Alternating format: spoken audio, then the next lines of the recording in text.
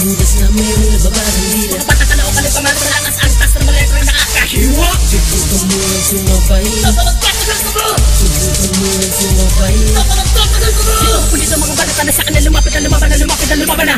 Sa akin ka lang na malaman mo kung sino sa atin na matimbang. Sa pamamagitan ng mga bata na may dala ng mga pinakamalakas bangis at tugma. Di mo na malilimutan ang mga sugat na ginawa ng mga patikat at batang besa. Ngayon studio mo, nasa na ba ang masusugid mong pataan? Siguro nga tama ang hinala ko, hidlugtog na sa putikan. Ang mga bobo na palasan, batukan pagdating sa larangan ng mga palipitan. Di pa nga pinalasat ang mga baguhan na pinakamalakas palaging nakamatayan. Tigas, lakas, bakas, taas na pinakawala na hindi na mapigilan. Ang mga katulad yung tanga ay dapat na binabaon na sa buga ng mga kalipitan. Ngayon ka sa akin sumabay para mabilis ang paghiga sa hukay. Ito ang isa sa mga pinakamatibay na nagsisilbing patunay. Ang mga uwas na pinipili-pilipitin na hindi na malaman kung paano basasalagin ng mga barana.